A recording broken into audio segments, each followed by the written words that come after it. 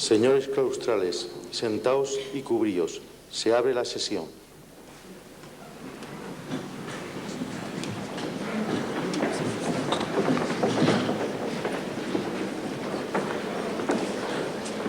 La señora secretaria general leerá el acta de nombramiento como doctor honoris causa a favor del excelentísimo señor don José Saramago.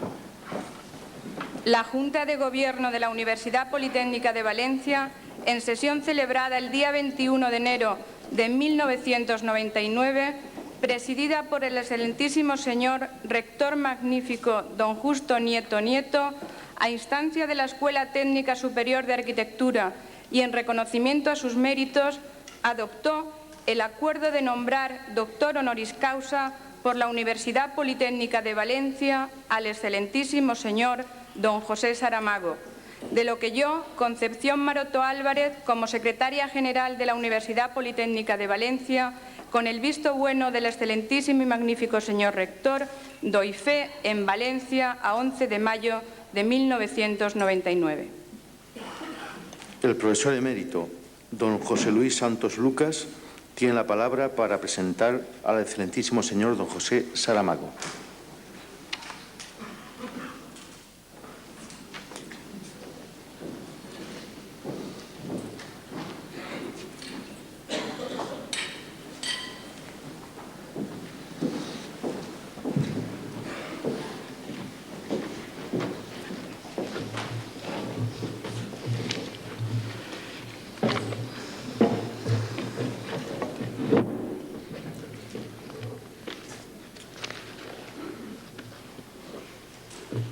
En la venia.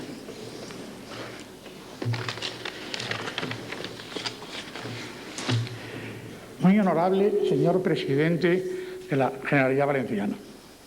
excelentísimo señor rector magnífico de la Universidad Politécnica de Valencia, excelentísimo señor presidente de las Cortes Valencianas, excelentísimo señor rector magnífico de la Universidad de Valencia, excelentísimo señor delegado del Gobierno, excelentísimo señor presidente del Consejo Social, honorable señor conseller de Cultura, Educación y Ciencia, dignísimas autoridades, ilustrísimo señor director de la Escuela Técnica Superior de Arquitectura, escuela proponente, señores claustrales, señoras y señores, excelentísimo señor don José Saramago. Los geómetras del siglo XIX ya se habían planteado un problema que preocupó más tarde al doctor Navos, heterónimo menor de la constelación pessoana.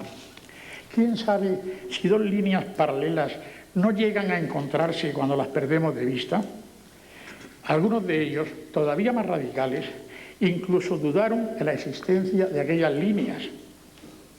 Aunque podemos tener por seguro que muchos de sus colegas, antes aún de esa centuria, creyeron a pie juntillas que el binomio de Newton es tan hermoso como la Venus de Milo, anticipándose así al también heterónimo Álvaro de Campos. E insistiendo en los saberes geométricos, Pessoa aborda el arte de la cuarta dimensión para enseñarnos que las dimensiones de los objetos no están en ellos, sino en nosotros. En este mismo Paraninfo, Rafael Alberti nos confirmaba que una circunferencia puede no ser redonda y que una recta, si quiere, puede ser curva o quebrada. Tales coincidencias, de las que podríamos aducir muchos más ejemplos, vienen explicadas por la razón de que los hombres de letras, los científicos y los artistas viven todos, en cada época, sobre el mismo sustrato social, en cuyas necesidades, preocupaciones y deseos encuentran sus motivaciones específicas y al que están destinados finalmente sus respectivos hallazgos, lo que explica que nada humano nos sea ajeno, como ya se dijo y en latín hace muchos siglos. Sin embargo, nuestro propio ámbito laboral de cada día en esta universidad, aunque politécnico y en consecuencia amplio, no es totalizador, pues queda marginado por la necesidad ineludible de la división del trabajo el riquísimo mundo de las letras al que necesitamos asomarnos con frecuencia en busca de su complementariedad y en el que, por fortuna, nuestras incursiones suelen resultar provechosas, pues también son capaces de hacer buenas digestiones los legos en fisiología, cuya imperiosa necesidad de nutrición puede llegar a suplir esa ignorancia, argumento con el que deseo disipar la perplejidad sentida y confesada por nuestro homenajeado cuando supo que la iniciativa de su nombramiento de doctor honoris causa procedía de escuela técnica y de persona académicamente ajena a las letras. Nuestra sensibilidad, no obstante, es selectiva. Por eso elegimos en el amplio acervo de aquellas letras, de aquellas artes e incluso de las ciencias que escapan a nuestro quehacer diario, las medicinas y los tónicos que creemos más necesarios para cada dolencia y en cada circunstancia. La presencia hoy aquí de don José Saramago certifica el acierto de nuestra selección y nos excluye de mayores esfuerzos explicativos, salvo la inevitabilidad de la referencia histórica. Dignísimas autoridades, excelentísimo señor don José Saramago, en 1935 Ricardo Reis vive en Brasil, donde Pessoa, con las prisas de su propia muerte, que por entonces le llega, lo olvida vivo. Fue un descuido providencial, supuesto que no se tratara de una omisión intencionada, pues daría ocasión a Saramago, un niño serio y melancólico a la sazón, que no había aprendido aún de Aristóteles que la melancolía es el precio de la inteligencia y que ignoraba obviamente el paradero de Ricardo Reis, a averiguarlo años más tarde, a rescatarlo de aquella insólita orfandad y a certificar su vuelta a Portugal, a la Lisboa entonces entristecida por la dictadura salazarista, desde la que le llegarían rumores de armas que ya presagiaban la guerra civil española.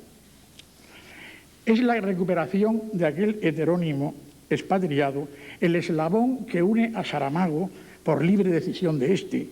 con la tradición pessoana, aunque trascienda de ese marco que ofrecía, sí, un rico y heterogéneo muestrario cultural, pero que no era, por caótico, campo sembrado y abonado para una cosecha concreta. Aquel será también el año de la muerte de Ricardo Reis,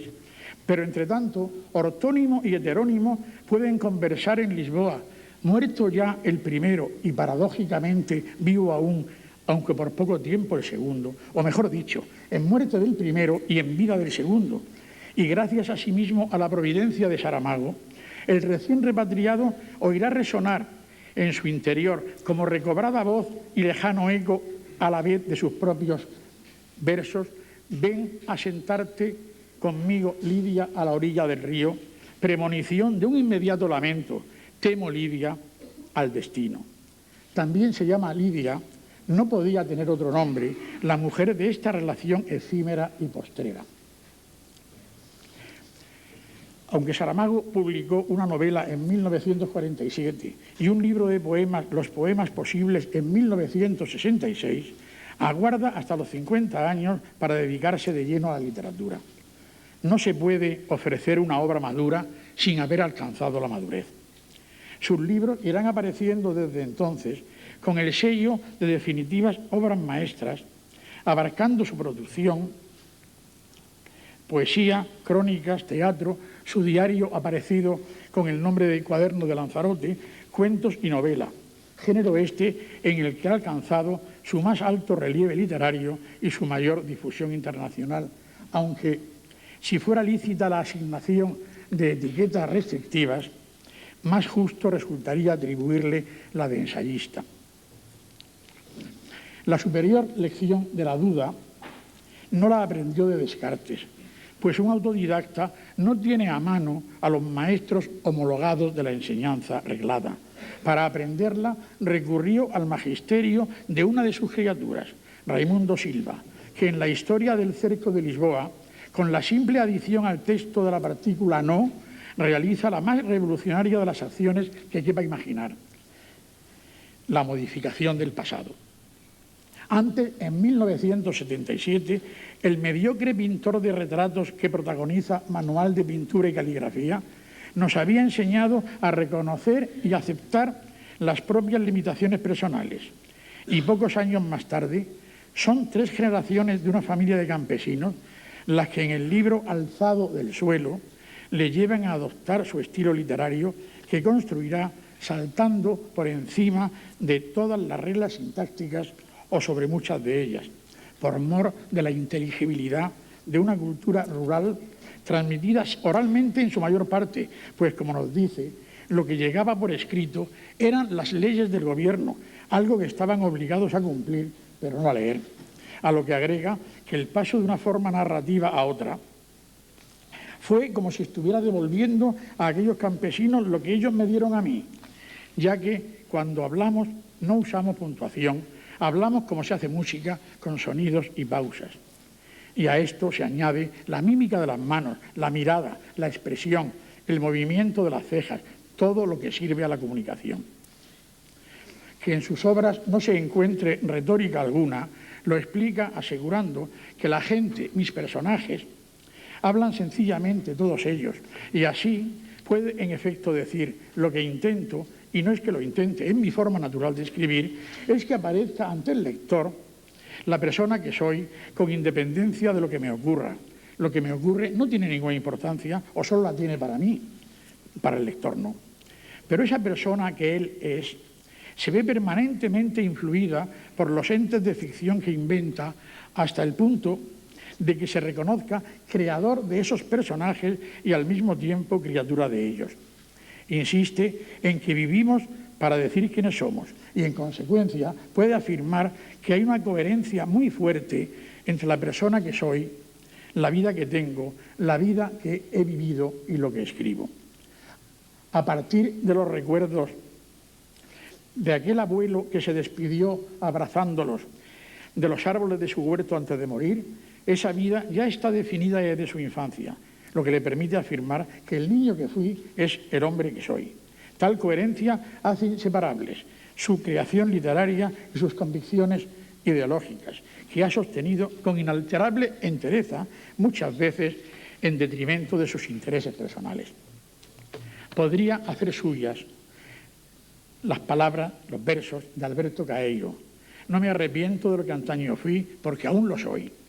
Permanente ha sido su compromiso con los humanos más humildes, o mejor dicho, con los más humillados, dispuesto siempre a apoyar sus reivindicaciones y a develar las causas de su opresión y retraso. De ahí que su voz haya clamado sin descanso por la paz, aun consciente de las escasas probabilidades de éxito de esa empresa. Tras una reciente visita a algunos de los países más depauperados, escribía: la guerra es el absurdo que se ha hecho cotidiano, la paz no resucita a nadie. Somos muchos por eso los que no queremos la paz para después de la guerra, sino en vez de la guerra, aunque también nos confesemos militantes escépticos de esa causa. Abomina de la guerra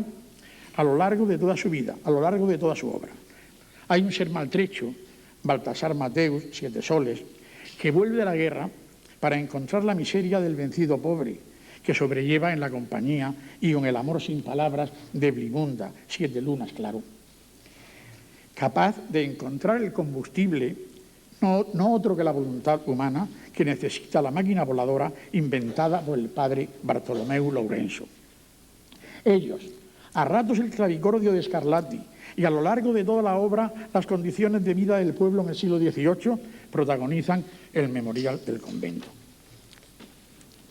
El horror de la guerra desatada por la intolerancia entre adoradores de un mismo Dios, in nomine Dei, aparece con toda su crudeza en ese relato del enfrentamiento en Münster en el siglo XVI entre protestantes y católicos. Si alguna vez pudo pensarse que la sustitución del politeísmo por el monoteísmo, con radical reducción de la población del Olimpo antes tan poblado, acabaría con la guerra religiosa o reduciría su número, fue por no prever que los monoteístas serían luego capaces de desintegrar su unidad fabricando sectas de teologías irreconciliables.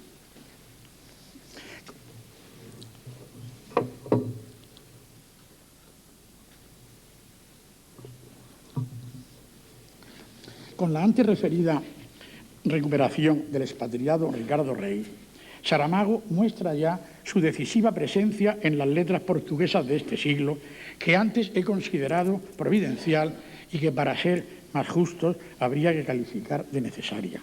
Del azar de Pessoa a la necesidad de Saramago. Son dos referencias ineludibles del pensamiento portugués en este siglo. El último gran sebastianista, nos anuncia en su libro Mensaxen, el único precisamente que vio publicado en su vida, el futuro y definitivo quinto imperio, que habrá de suceder a los 4 anteriores, el griego, el romano, el cristiano medieval y el europeo, es decir, el que compendia los imperialismos posteriores al Renacimiento, y que en oposición a los anteriores, que lo fueron de expansión o de dominio, será un imperio cultural. Queda muy lejos en el tiempo la primera referencia de esta historia, que arranca de Os Lusíadas, la epopeya de Vasco de Gama, dedicada al rey don Sebastián por Camões. Camões, el genio poético absoluto, el mayor de la literatura portuguesa, como lo califica Saramago, que nos recuerda en qué haréis con este libro al portugués más universal, al pobre soldado sin fortuna, que a busca de prócer dispuesto a publicar su obra, había de sufrir el desprecio de los ignorantes de sangre y de casta, la indiferencia desdeñosa de un rey, el escarnio con que desde siempre el mundo ha recibido la visita de los poetas, de los visionarios y de los locos, como recordaba en Estocolmo. En el poema de Camões, mezcla de fantasía y realismo, de pasión y razón, de religiosidad y paganismo, síntesis del Portugal de su tiempo, ya abierto al humanismo renacentista, quedó representada no solo la figura del conquistador, sino el conjunto del pueblo portugués del siglo XVI. La desaparición, algunos años más tarde, de don Sebastián frente a las murallas de Alcazarquivir, permitió forjar la leyenda, difundida a raíz de la anexión de Portugal a España por Felipe II, de su supervivencia y de su futuro regreso como libertador del pueblo luso. La metáfora del pensamiento pessoano, con el regreso del rey don Sebastián, supone una vehemente y esperanzada exigencia de vivificación cultural de su país, la elaboración de un pensamiento portugués moderno que adquiera o recupere, tras una ausencia secular, pertinente presencia e influencia vigorosa en los más amplios ámbitos mundiales de la cultura. Por esa razón, Pessoa profetiza la pronta aparición de un gran poeta, del Super Camões, que prestigiará al máximo las letras portuguesas, aunque la inextinguible grandeza de Camões impida a aquel alcanzar tal cima, quizá reservada a un gigante literario colectivo. La humillación sufrida por Portugal a consecuencia del desconsiderado ultimátum británico de 1880, que fue una de las causas de la caída de la monarquía portuguesa, necesitaba la ilusión de un resurgimiento visible en el saudosismo de Teixeira de Pascoal a través de la revista A Águia y el movimiento cultural de la Renascença portuguesa. Acorde con su aforismo, sé plural como el universo, confesaría Pessoa: no tengo principios. Hoy defiendo una cosa, mañana otra. No creo en lo que defiendo hoy, no tendré fe mañana en lo que defienda. Afirmación que no equivale a incertidumbre o a duda, sino más bien a la heterogénea riqueza que se ofrece a su pensamiento en la encrucijada de la elección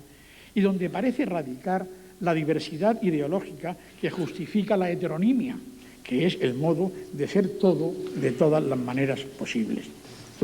Y esa pluralidad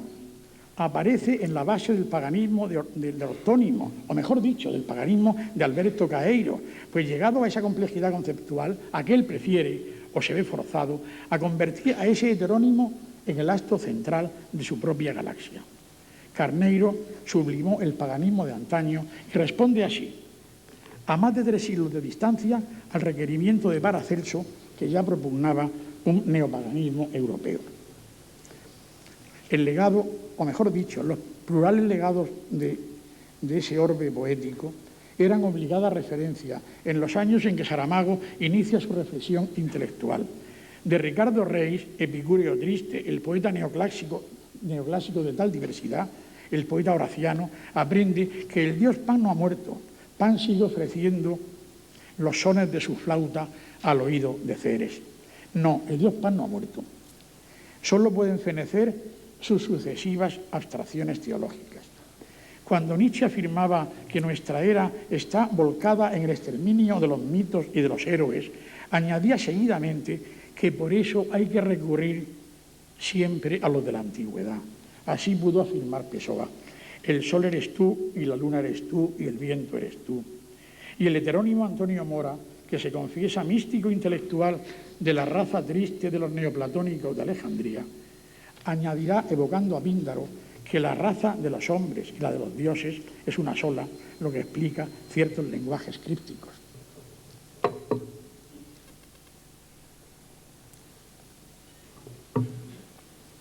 Con frecuencia se habla de cosas en las que no se cree, porque sus meros nombres actúan sobre muchas gentes, condicionando comportamientos y justificando conductas. Así, Saramago hablará de Dios, ya que además de latir en su relación con los animales y las cosas cierto sentimiento panteísta, derivado de un principio de continuidad natural, no podría dejar de hacerlo por la razón, que supone el máximo respeto hacia el semejante, de que si Dios existe para la persona con quien estoy hablando, así nos dice, entonces Dios existe para mí en esa persona. Dios se nos aparece así en la mente del eventual interlocutor de cada día, o está presente como motor y máquina del pasado en una permanente y estereotipada referencia histórica. La supresión de esa referencia equivaldría casi a una mutilación. En definición grata a los teólogos de la liberación de América Latina y que ha encantado a Leonard Boff, afirma que Dios es el gran silencio del universo y el hombre es el grito que da sentido a ese silencio. En el Evangelio según Jesucristo, medita siempre con amor sobre los seres humanos que protagonizan el drama de aquella inflexión bíblica de tan hondas consecuencias. Y en una sociedad distante 20 siglos de aquella, y en otro libro, Ensayo sobre la ceguera, analiza de nuevo situaciones extremas. Es difícil que la miseria y la grandeza de la condición humana puedan expresarse con tintas más fuertes que las utilizadas por Saramago para describirlas. La recuperación de la vista, tan inexplicable como su anterior pérdida por aquellos personajes, nos atrevemos a interpretarla como augurio de humana esperanza en tantas situaciones de metafórica ceguera colectiva por las que atraviesa nuestra sociedad. La omisión en ese libro de los nombres propios de los personajes, sin olvidar al perro de las lágrimas, y su sustitución por las más significativas características de cada uno, se repite en todos los nombres, donde paradójicamente el único explícito es el de don José, modesto funcionario que supera su timidez e introversión para protagonizar una conmovedora aventura con el fondo del registro civil. Si Saramago nos ha llevado, casi forzado, a conocer la poesía y la prosa de los autores portugueses, a iniciar la cancelación de la enorme deuda que tenemos con la literatura y con el pensamiento de la nación vecina, era sin duda con la intención de emprender la tarea ahora posible, aunque con frecuencia nos invada el desánimo de recuperar el tiempo perdido en las relaciones entre nuestros países. Incluye a España en su proyecto y en su esperanza, pues como decía recientemente, sin dejar de ser el portugués que siempre fui, he tenido la fortuna de ver en estos últimos 12 años cómo mi país, entendido como el lugar de vivir, amar y trabajar, se ha ido haciendo cada vez mayor, hasta llegar a coincidir cultural y sentimentalmente con los límites de la península, donde queda explicado que la balsa de piedra, esa gran isla fluctuante que su imaginación desgaja de Europa, nos traslade junto a los portugueses también a nosotros, incluido Pedro Orce, símbolo del más remoto pasado común y siguiendo un rumbo que escapa a la jurisdicción del gigante Adamastor, al encuentro cultural con los pueblos de allende el Atlántico, desafiando el dominio sofocante de Norteamérica. Encontramos en ese fantástico viaje que las utopías pueden resolver muy serios problemas, en este caso el de Gibraltar, convertido en isla diminuta al emprender su viaje la ex península ibérica. Dos pueblos que han vivido de espaldas desde hace siglos, ajenos a su natural afinidad e incluso a sus intereses inmediatos, inician esa insólita aventura atlántica orientados por el más significado escritor actual en lengua portuguesa. Desde Lanzarote, en el Atlántico también, y no es coincidencia casual, sigue cuidadosamente los rumbos de la balsa que compartimos y en la que muchos de sus viajeros descienden también de un abuelo bereber. Debí decir antes, señoras y señores, que José Saramago es Premio Nobel de Literatura, aunque sea esta una información innecesaria por sa vida. Tan merecido galardón que le fue atribuido con posterioridad a la propuesta de colación del doctorado honorífico por esta universidad no influyó, obviamente, en nuestra iniciativa, si bien este acto, el de hoy, consecuencia de aquella, nos depara la ocasión de expresarle ahora la gran alegría que nos produjo su concesión. Señor doctor José Saramago, querido amigo José Saramago, muchas gracias por haber aceptado nuestro homenaje, que nos reporta la gran satisfacción de contar desde ahora con tan excepcional compañero en el claustro universitario. Si, como decía Pilar, lo que le hace más feliz a José es que le quieran, ha hecho muy bien en venir a esta universidad. Será más feliz a partir de ahora. He dicho.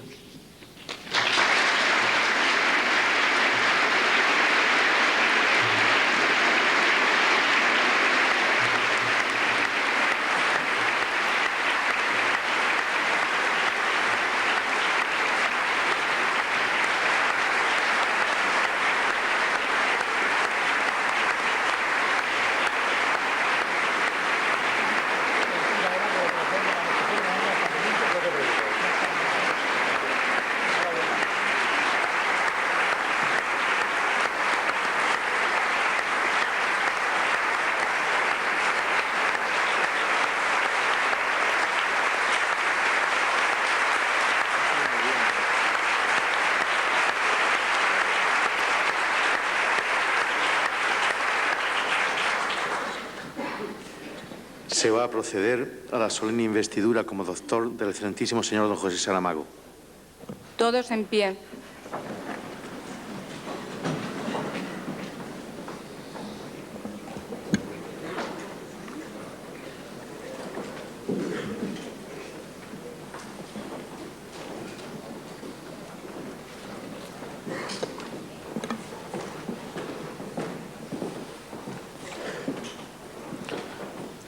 Por la Junta de Gobierno de la Universidad Politécnica de Valencia,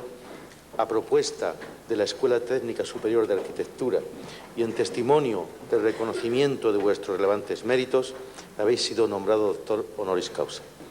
En virtud de la autoridad que me está conferida, os entrego dicho título y os impongo como símbolo el birrete laureado, venerado distintivo del Alto Magisterio Español. Llevadlo sobre vuestra cabeza como la corona de vuestros estudios y merecimientos.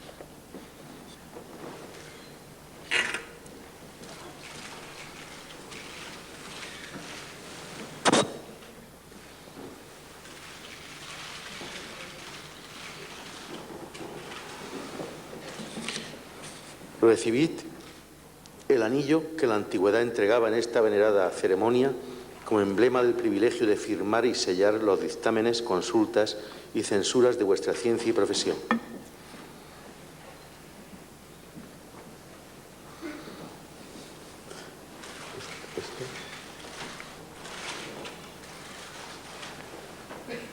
Perfecto. Así como los guantes blancos, símbolo de la pureza, que deben conservar vuestras manos unos y otros, signos también de la distinción de vuestra categoría. Porque os habéis incorporado a este claustro, recibid ahora en su nombre, don José Saramago, el abrazo de fraternidad de los que se honran y congratulan de ser vuestros hermanos y compañeros. Le tengo que abrazar, pero prefiero dar la vuelta.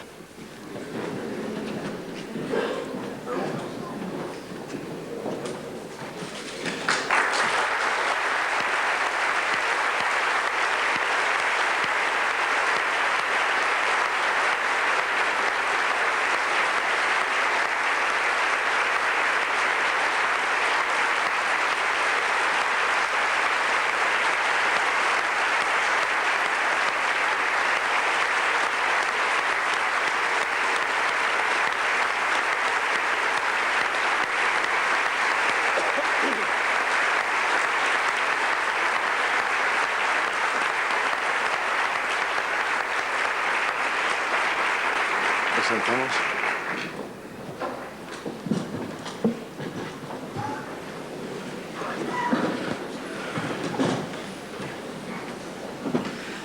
Tiene la palabra el excelentísimo señor don José Saramago.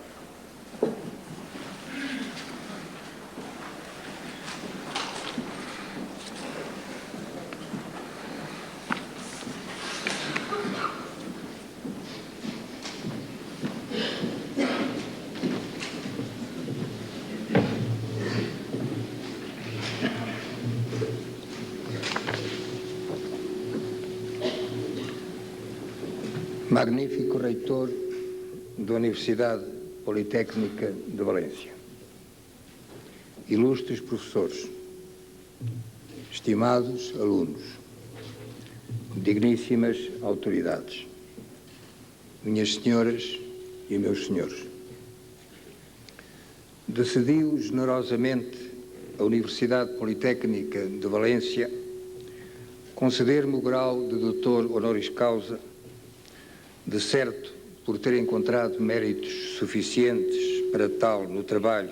que como escritor venho realizando, o que obviamente não me competirá a mim confirmar ou pôr em dúvida. Limito-me tão só a relativizá-los, não por excessos de uma modéstia congénita ou por prudência tática adquirida com as experiências da idade, mas por uma atitude de espírito que já se me vai tornando em segunda e imperativa natureza. Autorizo-me, porém, a crer que, se é certo que cheguei a este ato com a legitimidade de quem a ele foi expressamente chamado, certo é também que não me apresento aqui de mãos vazias. Trouxe de casa algum trabalho, esse a que o professor José Luís Santos, meu padrinho, acaba de referir-se, isto é, alguns livros, algumas ideias, algumas reflexões, o mais e o melhor que em uma vida que já me surpreende por tão longa, pude ir inventando e fabricando. Uma ponte de palavras por onde intento chegar aos meus leitores e onde desejo que os meus leitores me encontrem, com a esperança ou a certeza deles e minha de que lá estará e saiba estar não apenas o autor, mas o homem real, a simples pessoa que sou. Não peço mais do que isto, porque é o máximo que peço. Magnífico reitor, minhas senhoras e meus senhores, abordar um texto literário, qualquer que seja o grau de profundidade ou amplitude da leitura, pressupõe, e ouso dizer que pressuporá sempre, uma certa incomodidade de espírito, como se uma consciência exterior observasse com ironia a inanidade relativa de um trabalho de desocultação que, estando obrigado a organizar no complexo sistema capilar do texto um itinerário contínuo e uma univocidade coerente,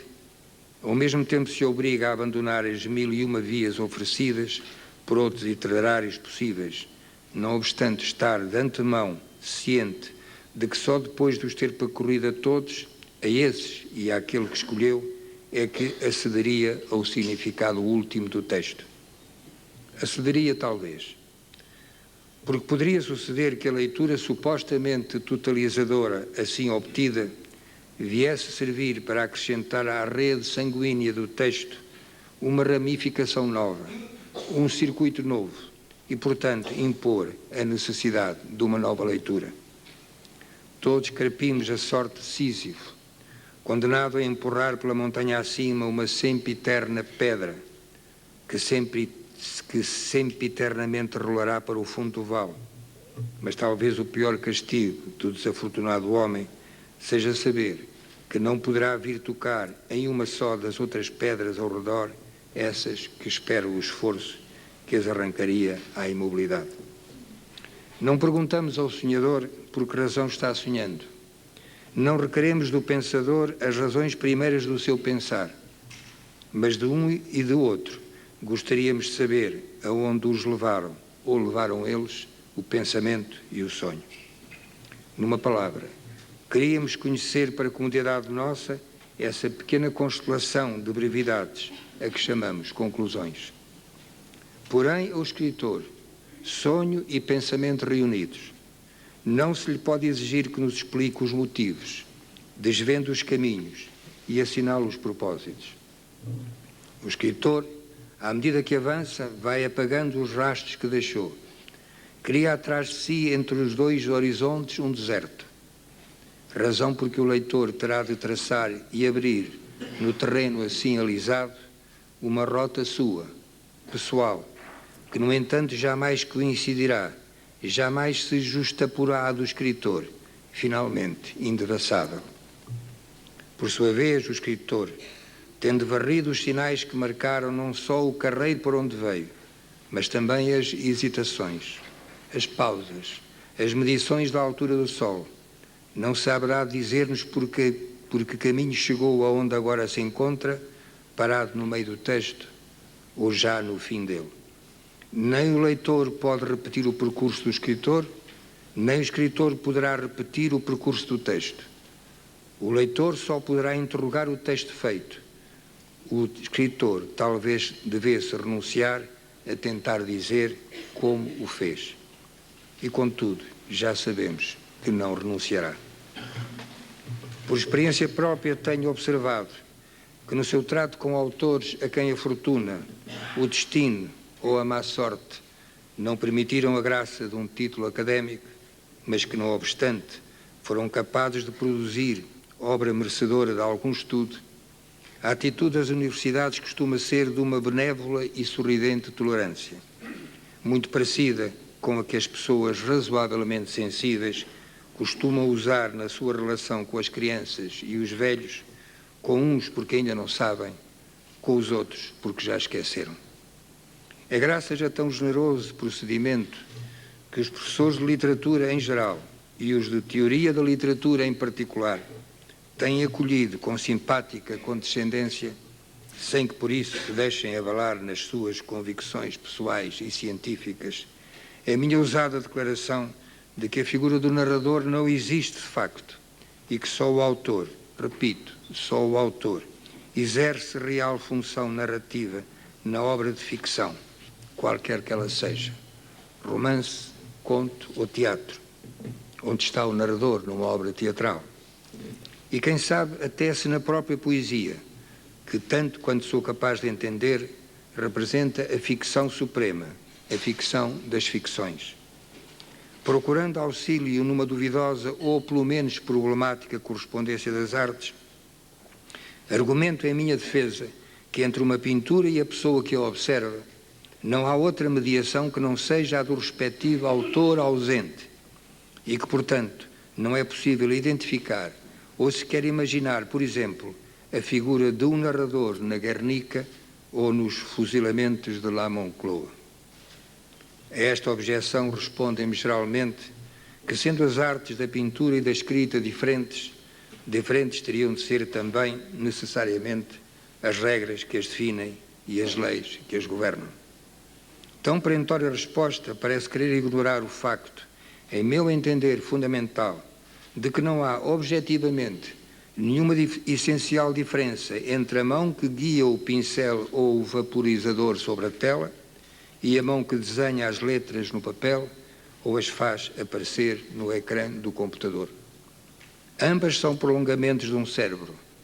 Ambas são instrumentos mecânicos e sensitivos, capazes, com adestramento e eficácia semelhantes, de composições e ordenações expressivas, sem mais barreiras ou intermediários que os da fisiologia e da psicologia. Nesta minha contestação do narrador, claro está, não vou ao ponto de negar que a figura de uma entidade assim denominada possa ser exemplificada e apontada no texto, ao menos, digo com o devido respeito, segundo uma lógica bastante similar à das provas definitivas da existência de Deus formuladas por Santo Anselmo. Aceito até a probabilidade de variantes ou desdobramentos de um suposto narrador central, com o encargo de expressar em uma pluralidade de pontos de vista e de juízos, considerados pelo autor úteis à dialética dos conflitos, A pergunta que me faço é se a atenção obsessiva prestada pelos analistas de texto a tão escorregadias entidades, propiciadora sem dúvida de substanciosas e gratificantes especulações teóricas, não estará a contribuir para a redução do autor e do seu pensamento a um papel de perigosa secundaridade na compreensão complexiva da obra. Aclararei que quando falo de pensamento não estou a esquecer os sentimentos e as sensações, as imagens e os sonhos, todas as evidências do mundo exterior e do mundo interior, sem os quais esse pensamento se tornaria, quiçá, em puro pensar inoperante. Abandonando desde agora qualquer precaução retórica, o que estou assumindo aqui, afinal, são as minhas próprias dúvidas e perplexidades sobre a identidade real da voz narradora que veicula, tanto nos livros que tenho escrito, quanto nos que li até hoje, aquilo que verdadeiramente creio ser, caso por caso, e quaisquer que sejam as técnicas empregadas, o pensamento do autor, o seu próprio, pessoal, até onde é possível sê-lo, ou acompanhando, misturando-se com ele, informando e conformando os pensamentos alheios, históricos ou contemporâneos, deliberadamente ou inconscientemente tomados de empréstimo para satisfação das necessidades da narração. E também me pergunto se a resignação ou a indiferença com que o autor hoje parece aceitar a usurpação por esse narrador academicamente abençoado da matéria, da circunstância e do espaço narrativos que em tempos anteriores lhe eram exclusiva e inapelavelmente imputados, não será, no fim de contas, uma expressão mais ou menos assumida de um certo grau de abdicação, certamente não só literária, das responsabilidades que lhe seriam próprias. Quem lê, lê para quê? Para encontrar ou para encontrar-se? Quando o leitor assoma a entrada de um livro, é para conhecê-lo ou para se reconhecer a si mesmo nele? Quer o leitor que a leitura seja uma viagem de descobridor pelo mundo do poeta, designo agora por poesia, se me o permitem, todo o trabalho literário, ou sem o querer confessar, suspeita que essa viagem não será mais do que um simples pisar novo das suas próprias e conhecidas veredas. Não serão o escritor e o leitor como dois mapas de estradas de países ou regiões diferentes, que ao sobreporem-se, tornados até certo ponto um e outro transparentes pela leitura, se limitam a coincidir algumas vezes em troços mais ou menos longos do caminho,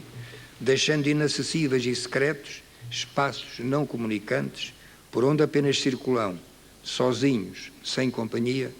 o escritor na sua escrita, o leitor na sua leitura. Mais concisamente, que compreendemos nós de facto quando procuramos apreender, outra vez em sentido lato, a palavra e o espírito poéticos. É comum dizer-se que nenhuma palavra é poética por si mesma e que são as outras palavras, quer as próximas, quer as distantes, que sob intenção, mas igualmente de modo inesperado, podem torná-la poética.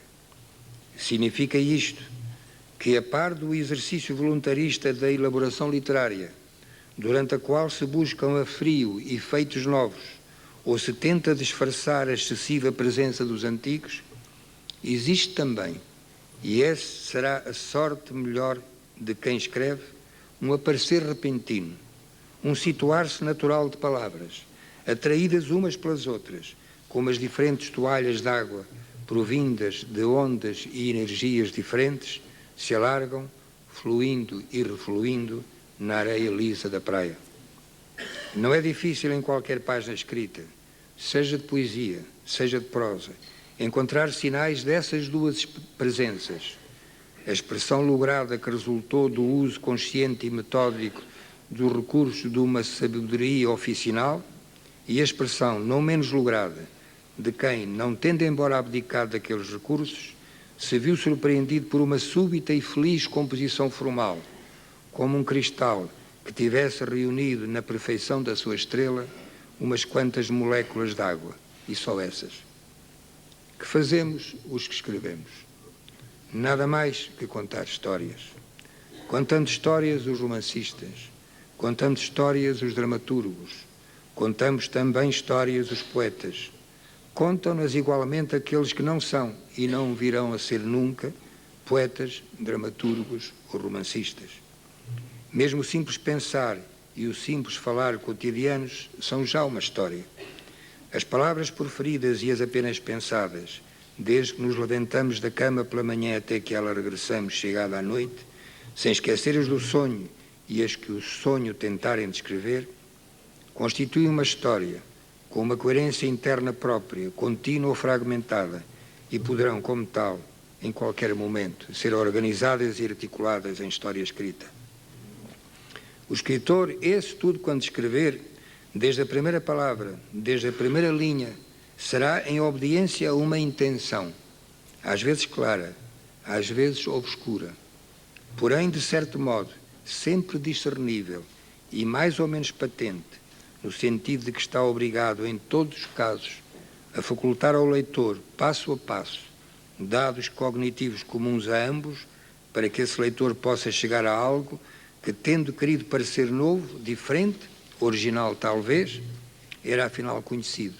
porque sucessivamente ia sendo reconhecível. O escritor de histórias, manifestas ou disfarçadas, é um exemplo de mistificador. Conta histórias para que as recebam como críveis e duradouras, apesar de saber que elas não são mais do que umas quantas palavras suspensas naquilo a que eu chamaria o instável equilíbrio do fingimento. Palavras frágeis,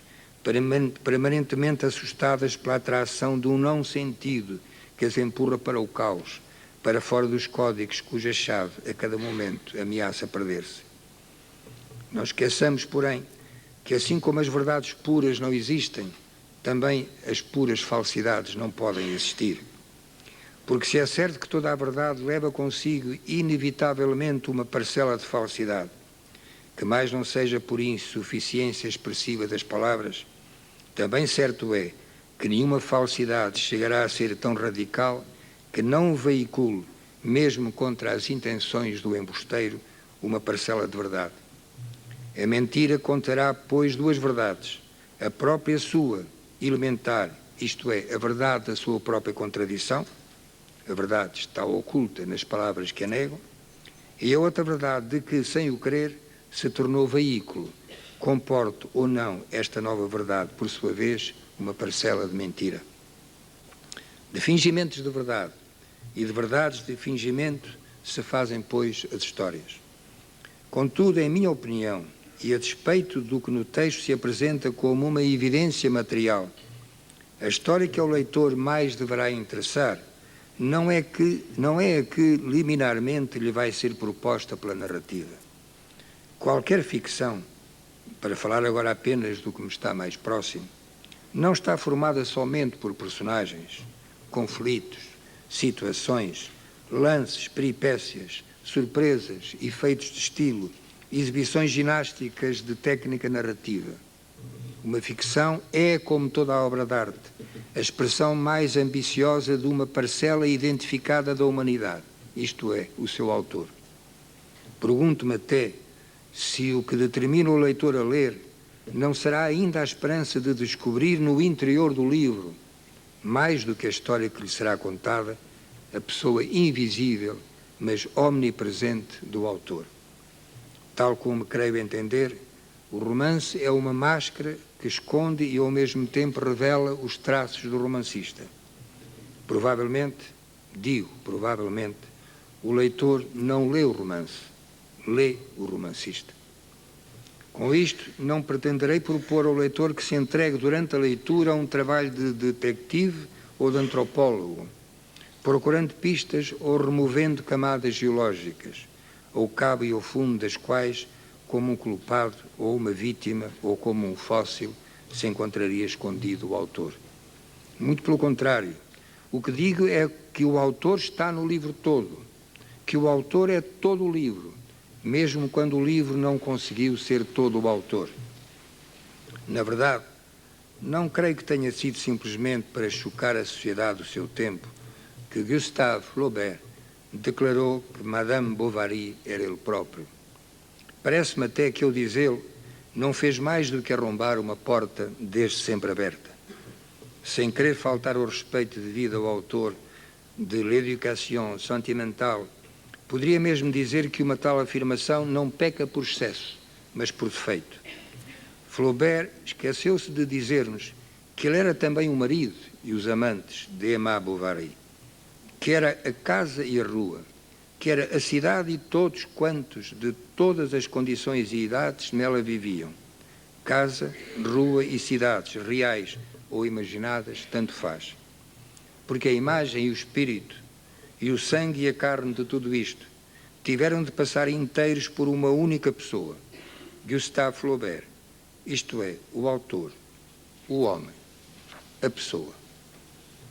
Também, ainda que sendo tão pouca coisa em comparação, eu sou a Blimunda e o Baltazar do Memorial do Convento. E em o Evangelho segundo Jesus Cristo, não sou apenas Jesus e Maria Madalena, ou José e Maria, porque sou também o Deus e o diabo que lá estão. O que o autor vai narrando nos seus livros é tão somente a sua história pessoal,